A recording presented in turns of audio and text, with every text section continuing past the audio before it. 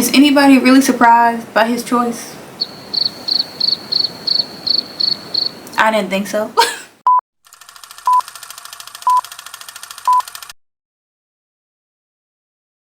Hey guys, welcome back to my channel. It's your girl Alicia here, and we are talking about The Ultimatum, Season 3, Episode 3. Let's get into it, child. So we left off in Episode 2 with JR struggling so bad over his choice because he gave some sweet but generic speeches to both Arya and Sandy. Okay, before it faded to black and we got out of there. Top of Episode 3. We are back with JR squinting his eyes, trying to figure out, wanting to shake his magic 8-ball, but he already knows who he's gonna pick. And he ends up going with Sandy, to the surprise of no one. Okay, he has been undressing this girl with his eyes from day one. Of course he was gonna go with Sandy, even though I wonder if JR presents himself like that because every woman that he talked to on those speed dates said that he looked like a man of no substance. He looked like a man where not a whole lot was going on upstairs because he is so conventionally attractive. They felt like he therefore would have no depth, and then when they speak to him they find out, oh, the lights are indeed in fact on upstairs. Oh, indeed this man does in fact have depth. And so I rag on JR a lot and call him very unserious, but I wonder if he presents himself as unserious because that is what he has been told his whole life.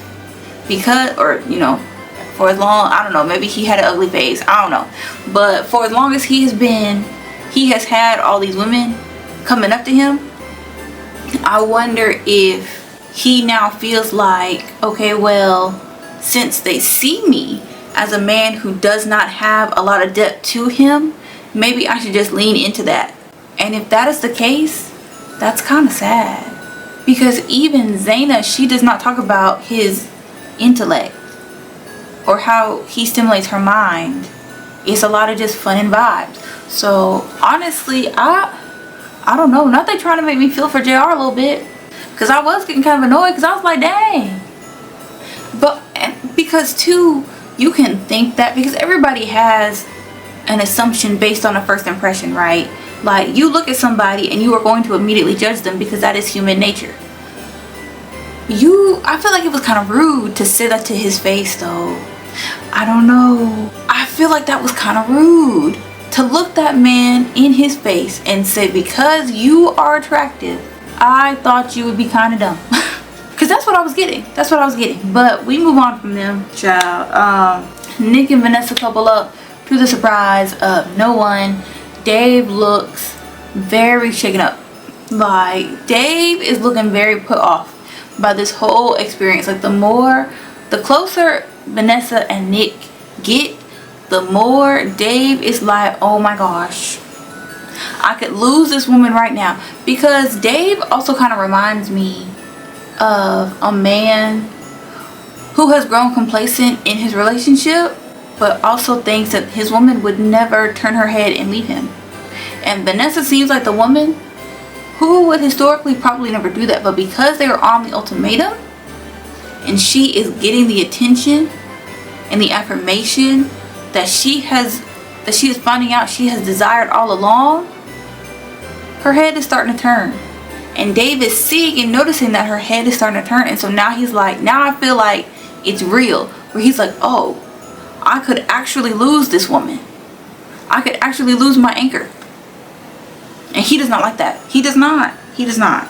And then I'm kind of glad that JR did not pick Arya, because the longer that I saw Arya and Caleb, I did want them together.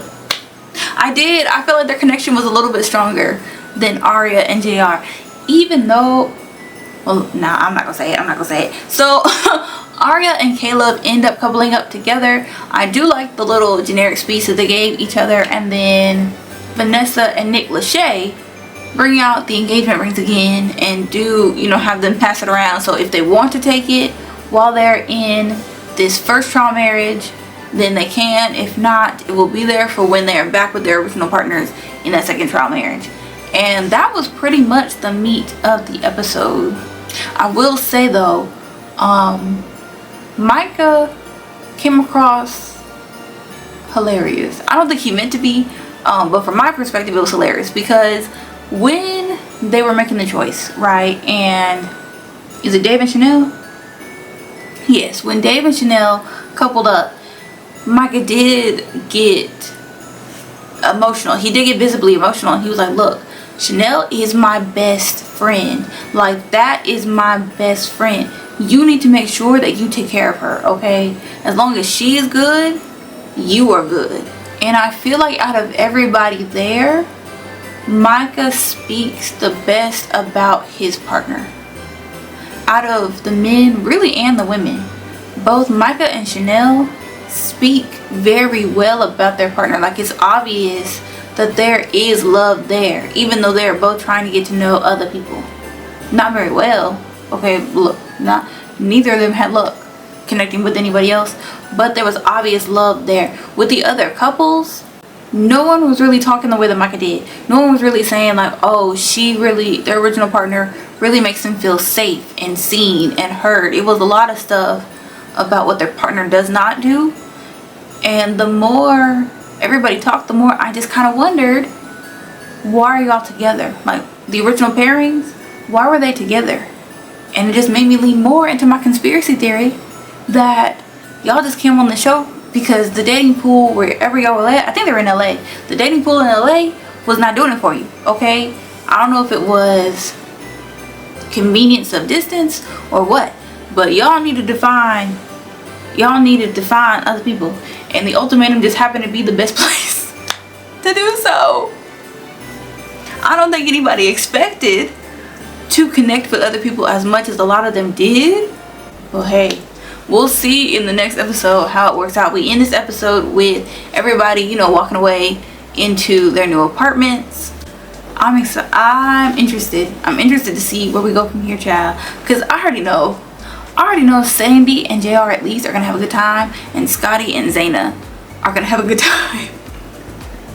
I don't know about anybody else, but thank you so much for watching this video. If you haven't already, give me a thumbs up, and if you haven't already, subscribed and hit the bell notification so that you can be told when I upload next. And I will see y'all in the next one. Bye, guys.